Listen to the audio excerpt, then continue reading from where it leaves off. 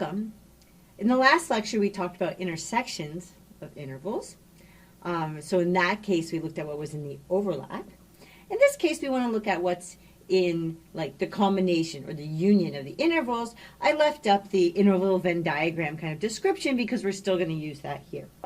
Okay, so to get started, so our question now is, I'm going to take two intervals. So I'm going to take the interval, I'm going to take the same two intervals as last time, actually to be specific. So I'm going to take the interval 3, 7 like this. And now I want to switch this over to be the union with the interval 4.58. And I want to know what I get. So again, we want to draw the same picture. So this is kind of the Venn diagram. So again, I start out, I put in 3 and 7.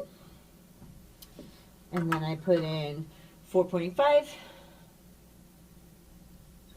and 8.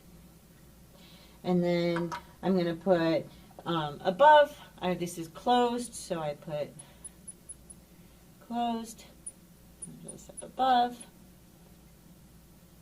and then the other one down below.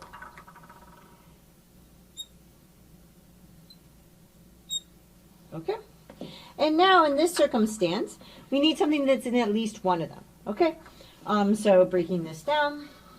Well, and what's the answer? So we're looking for something. So looking for what's in.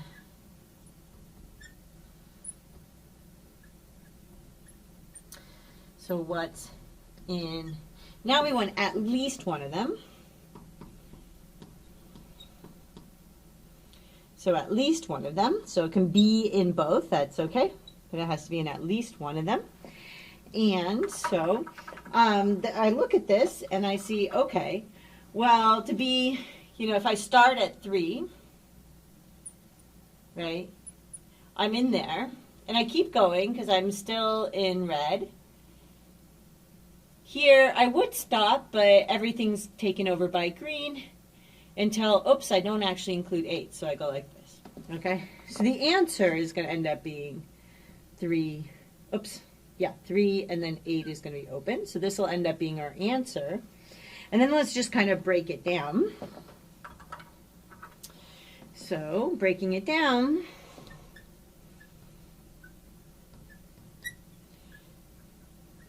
right?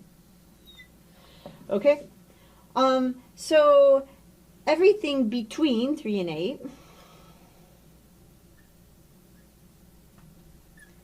So everything between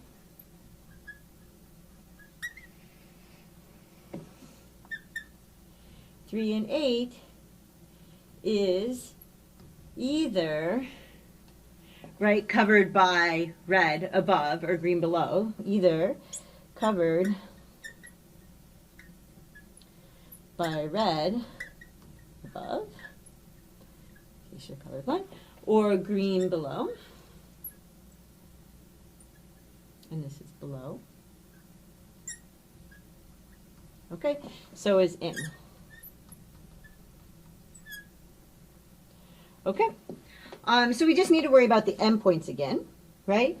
3 is in this interval, so is in, okay? So 3 is in, remember it only has to be in one of them. So 3 is in 3, 7, so is in, right? And 8 is in neither of them actually, right? So that one ends up out, right? It's too big to even be considered to be between 3 and 7, right? Because it's larger than the right endpoint. And for the other one, it's just because it's an open interval. Okay, so 8 is in neither interval.